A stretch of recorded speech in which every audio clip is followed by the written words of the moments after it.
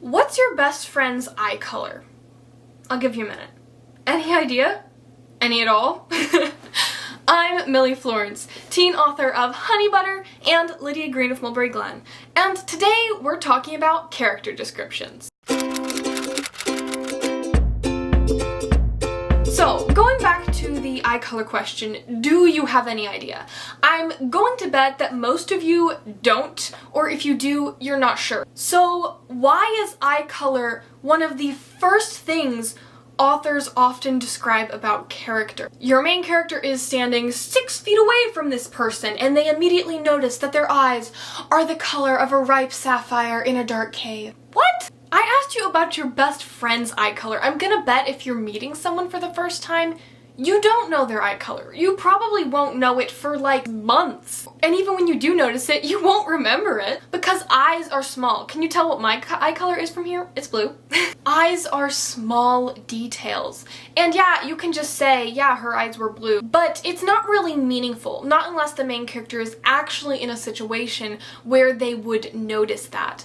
Then it actually can be really meaningful. They're sitting next to each other and there's a sunset and they're talking about things that are difficult. They're talking about their past, they're talking about their relationship, they're talking about the big plot twist that just happened.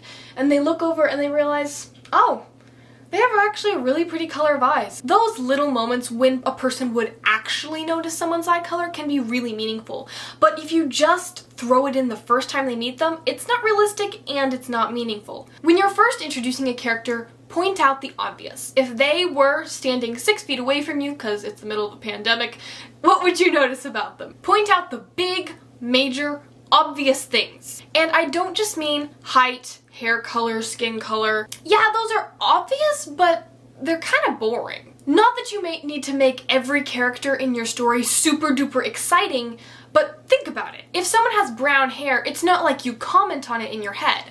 But if someone has bright curly red hair, then yeah, you're gonna notice that and you'll probably remember it. A lot of authors, myself included, pick out 3 major characteristics that you would notice about a person. And we use those to describe characters. That way, when you mention a mane of tawny curls, your reader knows exactly which character you're talking about because you're consistent, and you use that description every time you describe that character's hair because it's the most noticeable thing about them. This works really well not just in describing your character's appearance, but also in reminding your reader of it.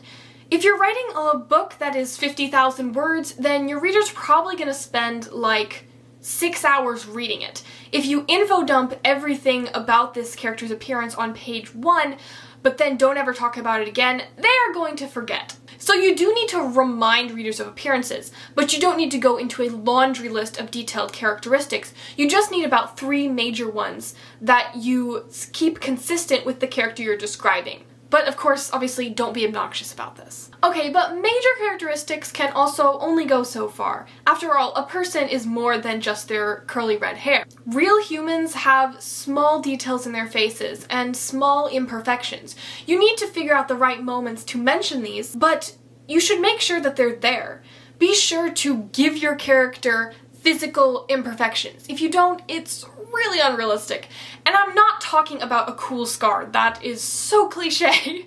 Give them real imperfections. My nose is slightly crooked. I have a slight overbite. My hands are very, very small for my height.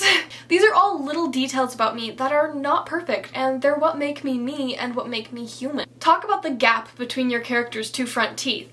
Talk about their lazy eye, their bitten fingernails, their super long fingernails, their ears that stick out, their permanently surprised looking eyebrows. Mentioning simply eye color, hair color, skin color gives you a color palette but not a person. People are made of beautiful imperfections. So pick 3 major characteristics to introduce right away when you introduce your character and keep that consistent throughout the book. Make a list of smaller characteristics and little imperfections to mention in meaningful moments when your characters are actually close enough to notice them and they would actually matter and add to the scene. Oh yeah, and don't randomly change your character's appearance halfway through the story. That's really annoying. Millie Florence, signing out.